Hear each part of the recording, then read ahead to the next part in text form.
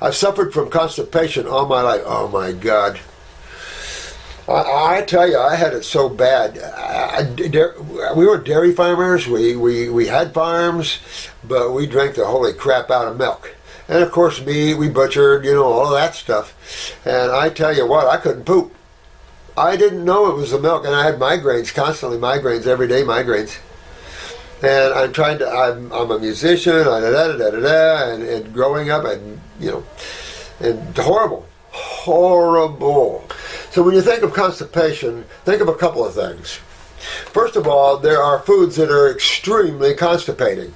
And like it or not, sour cream, cheese, all those sit on the very top of I'm constipating. Big time. Most people don't have lactase in them anymore. You lose lactase at about 2 years old. Actually, I was laughing with this guy being interviewed, and it was you know, the ironic thing is that you're drinking milk for the calcium, but it actually loses milk. It actually loses calcium because it becomes an acid-ash food. And an acid-ash food steals calcium out of the connective tissue.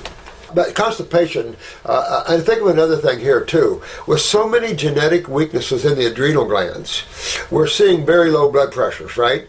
So what is that? So top number is your cardiac punch, right? That is your neurotransmitter look. Punch, punch, punch, right? That is neurotransmitters. That is autonomic nervous system. So that's important. So what that means is peristalsis is a neurological event. So, you know, if you're real low blood pressure, you don't have the nerve, you know, it's like asthma. Remember, peristalsis is a neurological event, and the adrenals control that neurological event. And so your adrenals are really low, therefore your nervous system response is low, and that's neurotransmitters, exactly why you see the low blood pressures, why you have low peristalsis. And the breathing can get involved, and the heart rhythms can get involved, etc., etc., etc. And if you're having bowel movement problems, get up on the herbs and use the herbs, get your adrenals up, get your neurotransmitters up so your autonomic nervous system can function better, clean the bowel wall off of all impactions and get into the wall, the lymph system, which can harden the wall, get that cleaned up, and then you'll have more elasticity, better peristalsis, better nerve performance for that, and all the things that implies. Also think about the adrenal glands and the kidneys, because the adrenals control the nervous system that controls peristalsis.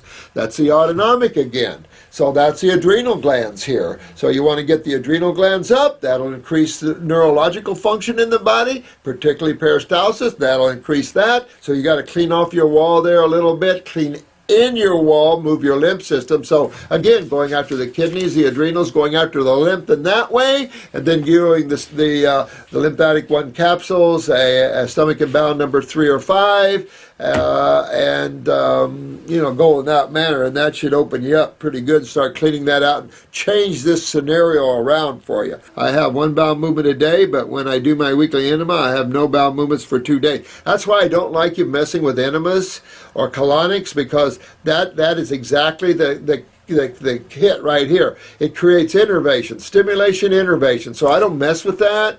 I let the herbs and the foods do all the work for me, because they'll do it better. So I let them do it for me. I don't mess around with enemas, and particularly coffee enemas. You really get yourself in trouble with coffee enemas doing this. I've had people, and I think I told you about an old dentist, but I've had a lot of people use coffee enemas and they can't poop at all. They're locked. And you know, it is not worth going there for what? The stimulation with coffee? Overstimulate the liver? No, that's not how you get over cancers. That's not how you clean the body. You don't go in there and shake it and rock it and stimulate it and purge it. No. As you begin to restore the adrenal glands, which then restores more neurotransmitters, restoring myelin sheaths. Therefore, peristalsis picks up.